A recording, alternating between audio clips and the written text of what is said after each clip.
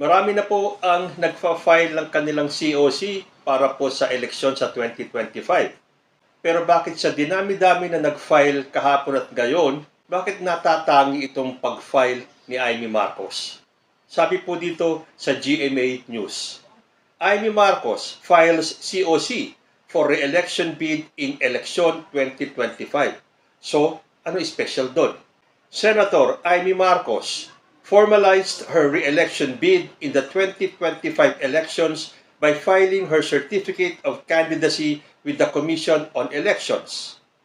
Senator Marcos, sister of President Ferdinand Bongbong Marcos Jr., filed her COC under the Nacionalista Party, accompanied by her sons Borgie and Michael Manotoc and her mother, former First Lady Imelda Marcos. So doon po nag-umpisa yung mga intriga tungkol dito sa pagfa-file ni Amy Marcos.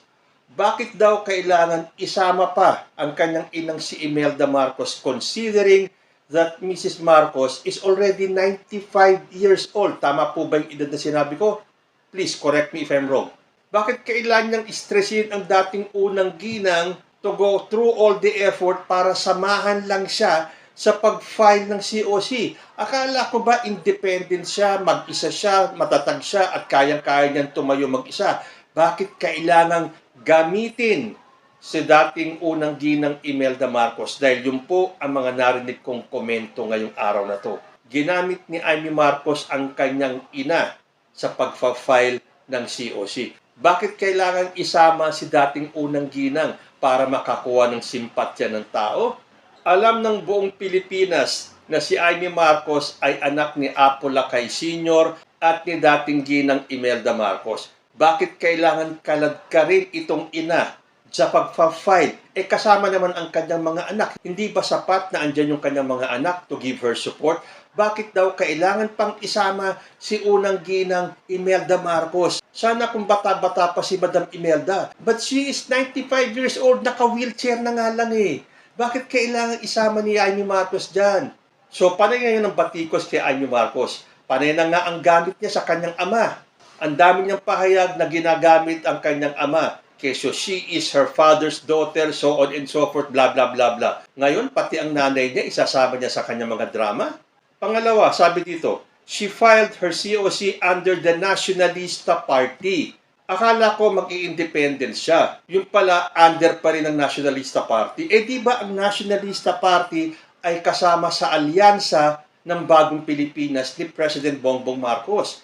Hindi ba napahiya ang Nacionalista Party? Sumama-sama kayo sa alyansa ni President Bongbong Marcos, nag-field kayo ng candidate, tapos biglang uurong yung kandidato nyo at magsosolo. Hindi ba pinahiya na ni Amy ang Nacionalista Party? Pinahiya pa niya yung kanyang kapatid na si President Bongbong Marcos para lang sa kanyang mga kaibigan.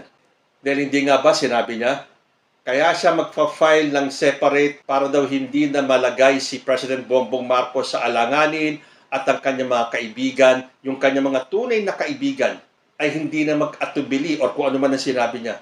Ibig sabihin, mas pinaboran niya ang kanyang mga kaibigan like Sara Duterte and the Dutertes. Kahit na mapahiya na ang kanyang kapatid, basta wag lang magalit sa kanya ang mga Duterte.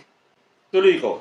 While Senator Marcos is included in the 12-strong administration slate dubbed Alyansa ng Bagong Pilipinas, given that NP has forged an alliance pact with the President Marcos-led Partido Federal ng Pilipinas, she reiterated on Wednesday that she will not join the team during the campaign.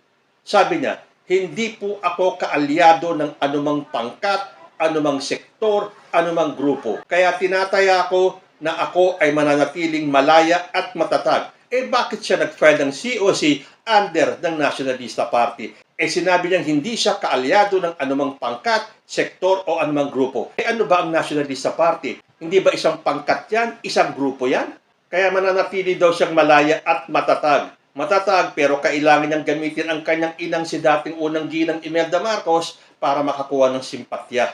Sabi pa dito sa balita, Senator Marcos won her first 6-year Senate term in 2019 under the hugpong ng pagbabago slate led by then Davao City Mayor and now Vice President Sara Duterte, daughter of then President Rodrigo Duterte. Kaya siya umalis sa alyansa ni President Bongbong Marcos kasi noong 2019 nanalo siya sa ilalim ng tiket ng hugpong ng pagbabago ni Vice President Sara Duterte na anak ni then President Rodrigo Duterte. So alam na this. Ayaw niyang magalit sa kanya ang kanyang mga kaibigan, kahit na magalit na sa kanya ang pamilya niya at ang mga loyalista na nagmamahal sa mga Marcos. So kitang-kita po natin, dito pinatutunayan ni Amy Marcos na mas kiling siya sa mga Duterte kesa sa kapatid niya mismo. Kaya ngayon, siya ay tinatawag na manggagamit. Dahil unang-una, alam pala niya na siya ay hindi sasama dyan sa alyansa ng Bagong Pilipinas. Bakit niya pinabayaan na i-broadcast ng alyansa na siya ay kasama sa 12 months late ng alyansa ni PBBM? Tapos matapos ng endorsement ni President Bongbong Marcos dun sa event na hindi niya sinipot, the next day sasabihin niya na siya ay tatayong mag-isa kahit na mapahiya na ang Nationalista Party at ang kanyang kapatid na si President Bongbong Marcos. Ito naman kasing Nationalista Party, bakit hindi kayo mag-field ng ibang kandidato? Yung talagang sasama at sasali sa alyansa. O hindi ba nakakahiya ang ginawa ng kandidato ninyo? Tapos yung pala, magfa-file siya ng COC sa ilalim din ng Nationalista Party? Ano ba itong mga drama ni Amy Marcos? Kaya kabi-kabila ang tawag sa kanya na manggagamit. Tinatawag siyang manggagamit ng mga Marcos loyalist. Tinatawag din siyang manggagamit ng mga DDS. Saan palulugar si Amy Marcos? Nababansagan tuloy siyang number 1 manggagamit. Dahil doon po sa nilabas na senatorial slate ng alyansa ni PBBM, bawat isang kandidato po doon sa slate ay may adjective o pagsasalarawan yung mga DDS. Dahil ito pong post na to ay galing sa isang makasara. Kung titignan ninyo, bawat kandidato may kanya-kanyang adjective. Pero pagdating kay Amy Marcos, ano po ang ginawang pagsasalarawan sa kanya ng mga DDS? Number 1, manggagamit. Dahil marahil nahahalata ng mga DDS na nanggagamit lang si Amy Marcos, siya ay namamangka sa dalawang ilog. Very obvious. Hindi po pwedeng pagtakpan. Kitang-kita po, maliwanag pa sa sikat ng araw. Ang ginagawa ni Amy Marcos ay namamangka sa dalawang ilog, hoping na makuha niya ang boto ng mga DDS at makuha niya ang boto ng mga loyalista. Hindi ko po sinasabing huwag nung iboto si Amy Marcos dahil ko ako, hindi ko po siya talaga iboboto dahil sa nakikita kong sinisira niya ang kanya mismong kapatid.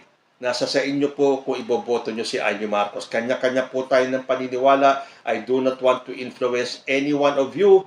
If you think Amy Marcos deserves another try sa Senate, go ahead, you vote for her.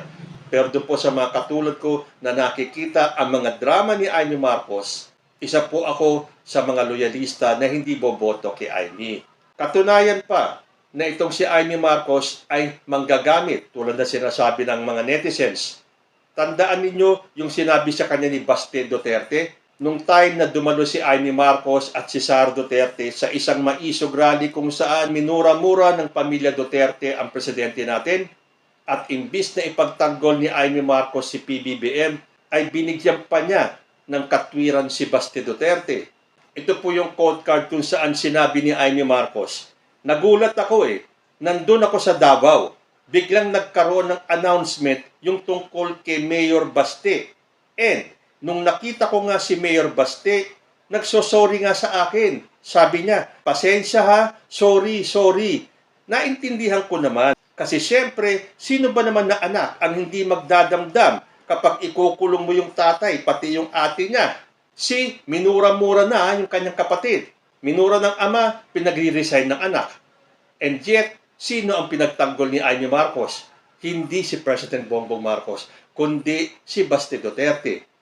Ano ang sagot sa kanya ni Baste? Madam Amy, linawin ko lang kasi ginagamit mo na sa drama mo dyan sa media. Humingi ako ng tawad dahil naaawa ako sa iyo. Hindi dahil sa mga sinabi ko tungkol sa kapatid mo na presidente. Tigilan mo ako sa paggamit sa mga jamming mo. Pinalampas kita minsan pero nag-iingay ka pa rin. Ako ay napakalaking insulto yan kay Amy Marcos, and yet, baliwala kay Amy Marcos. Ano ba ang pinakain ng mga Duterte kay Amy Marcos para halos itakwil niya si President Bongbong Marcos? Well, isa na nga doon na nung tumakbo si Amy Marcos noong 2019, siya ay nasa ticket ng mga Duterte. Kaya para wag magalit ang mga Duterte, hindi siya sumama sa alyansa ng kanyang kapatid. Although, alam niya na isasama siya doon sa alyansa, bakit hindi niya kagad pinatanggal ang pangalan niya? Hinintay pa niya ma-endorse siya ni President Bongbong Marcos para the next day lamang ay titiwalag sa alyansa. O hindi ba? Bakit? Para yung mga Marcos loyalists ay iboto siya dahil kasama pa rin siya dun sa 12-month slate ng kanyang kapatid. Tapos bigla siyang titiwalag. Ano ba yun? So doon sa slate, tinawag ng mga DDS na number 1 manggagamit si Amy Marcos.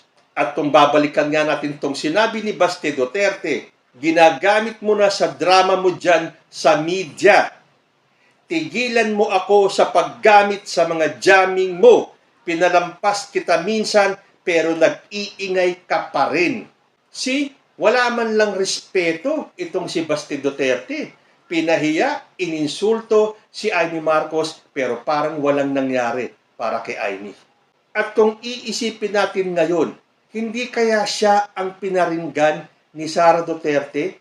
Kung matatandaan niyo po nung kumakain si Sara Duterte ng mangga, tinanong siya kung ano ang iba pang ibig sabihin ng mangga. Ang sabi ni Sara Duterte ay mangga, manggagamit. Tanong ko lang tuloy, hindi kaya si Amy Marcos ang pinatutungkulan ni Sara Duterte? Dahil during that time na sinabi ni Sara Duterte yan, iisipin mo ang pinariringgan ni Sara ay si Martin Romualdez or kung sino man yung nanggagamit. Pero ngayon na naglalabasan itong salitang manggagamit na pinatutungkol kay Amy Marcos, hindi nga kaya si Amy Marcos ang pinatutungkulan ni Sara Duterte nung sinabi niya yung salitang manggagamit? Wala pong binanggit na pangalan si Sara Duterte, okay? Maliwanag po yan, wala pong binanggit na pangalan si Sara Duterte. Pero sa mga nangyayari ngayon na tinatawag na manggagamit si Amy Marcos na mga DDS, tinawag na manggagamit ni Baste Duterte, hindi nga kaya siya rin yung manggagamit na sinabi ni Sara Duterte? Nagtatanong lang po ako. So ngayon, ilang beses na po nating narinig na ginamit ni Amy Marcos ang kanyang ama na si dating Pangulong Ferdinand Marcos Sr., pati ba naman ang ina na hindi na po kalakasan sa edad niyang 95. At hindi ko makita ang dahilan kung bakit kailangan kaladkarin pa si dating unang ginang Imelda sa kanyang pagpa-file ng COC. Alam na po nating lahat na anak siya ni Imelda Marcos. Bakit kailangan pa ipakita sa buong Pilipinas ang isang Imelda Marcos, medyo mahina na, naka-wheelchair na nga lang, tapos dadalhin mo dyan sa pag-file mo ng COC? So, maaalis ba natin sa taong bayan na isipin na ginagamit ni Amy Marcos ang kanyang inang si dating unang ginang Imelda sa mga drama niya? Kayo po, ano ang masasabi ninyo? Comment lang po down below at magbabalik ang usapang Tito Manny. Diyos ti Agnina.